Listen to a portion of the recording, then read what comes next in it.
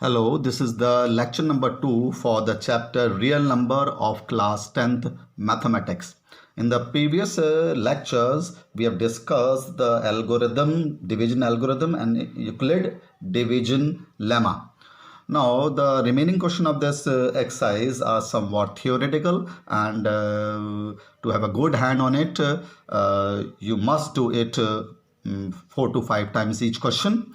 And while I'm doing this question, or whenever when you are watching this video or the lecture, you should have the NCERT book with you always.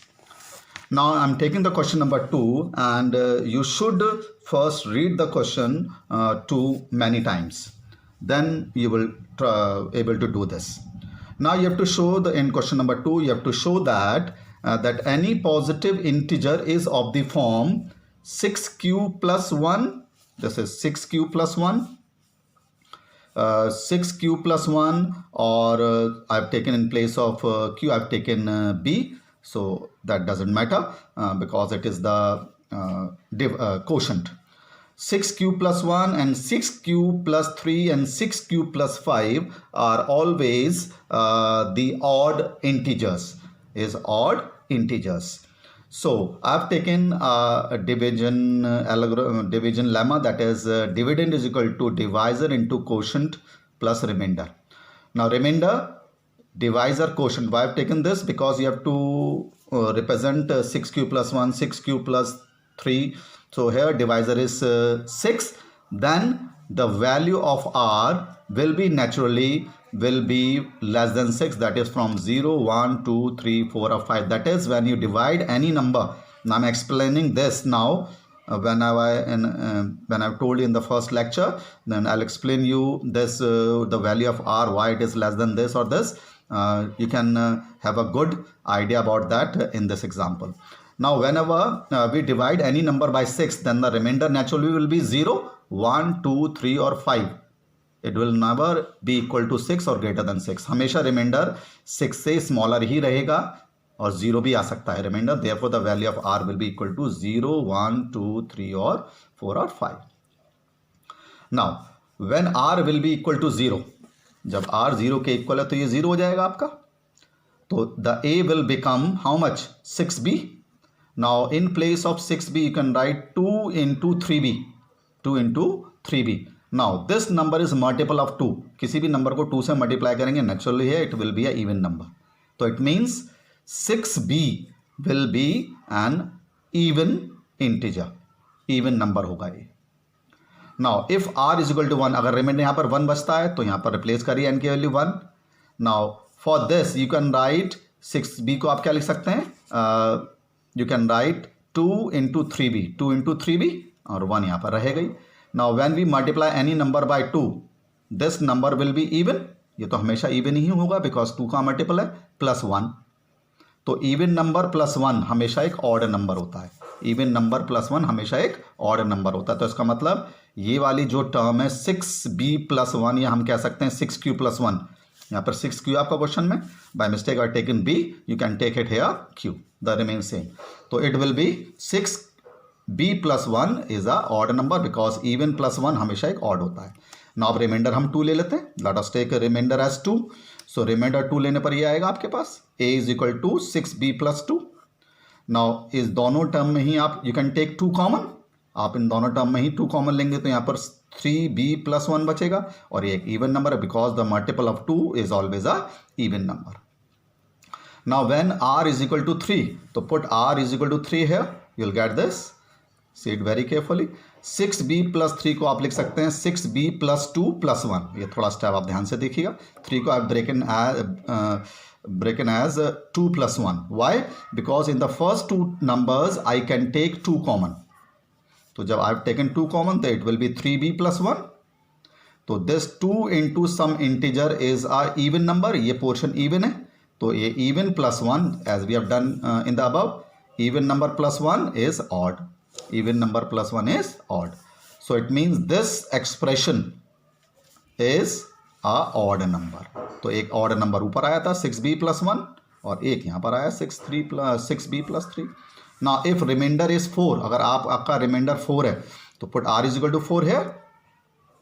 Again this now here you can take 2 common from both the terms, और जब 2 आपने common ले लिया तो even number हो गया, क्योंकि 2 का मल्टीपल हमेशा एक इवन नंबर होता है।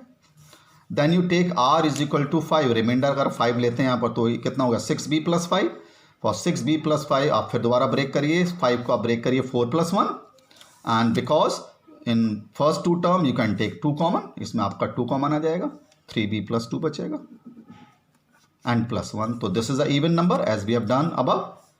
2 into something is even plus 1, तो even plus 1 is a odd number, so this expression is odd। तो कौन कौन सा odd है हमारे पास, 6b plus 1, 6b plus 3, 6b plus 5 are the odd integers which of the form 6q plus 1, 6q plus 3, 6q plus 5, these number is of the form positive odd integer is of the form। कोई भी positive odd integer अगर वो 6 का multiple है तो हमेशा इसी form में होगा। ये मतलब ये लास्ट स्टेप जरूर लिखना है आपको, ये last step you have to write, जो क्वेश्चन में पूछा गया वो लास्ट में आपको जरूर लिखना है। Now question number 3, you read in your book very carefully, an army contingent of 616 numbers is to be march behind an army band of 32 members.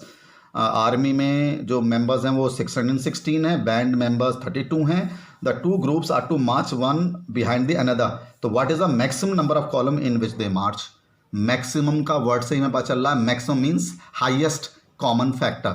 सो तो यहाँ पर जो maximum number of column in which these 2 will march will be the SCF of these 2। आपको केवल SCF निकालना इन दोनों का। इस वर्ड प्रॉब्लम में you have to find the SCF। तो now applying the division lemma, the same as we have done in question number 1 to find the SCF of these 2, वही डिविडेंड बड़ा वाला नंबर होगा, डिवाइजर छोटा वाला number होगा, into quotient plus reminder. यहाँ हम डिवाइड कर सकते हैं जैसे हमने in question number 1 we have done.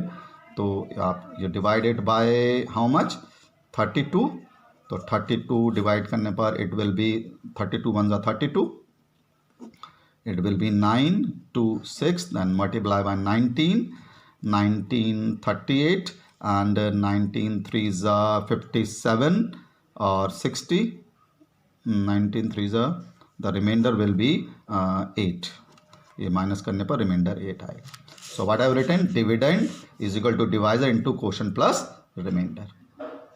ना वही है क्योंकि रिमाइंडर 0 नहीं है, तो ये वाला रिमाइंडर तो डिवाइजर हो जाएगा और ये वाला dividend divisor will be dividend, और कितने से जा रहा 4 से, तो रिमाइंडर कितना हो गया 32, तो this will be the SCF। तो dividend is equal to divide into quotient plus remainder, dividend is equal to divide into quotient plus remainder. So in this case this will be the SCF।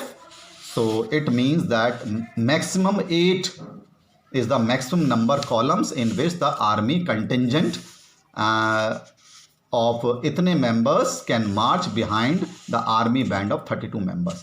तो ज़्यादा से ज़्यादा 8 members number column होंगे, जिसमें ये जो 916 और 616 तो आर्मी कंटिजेंट है और 32 का आपका बैंड का कंटिजेंट है।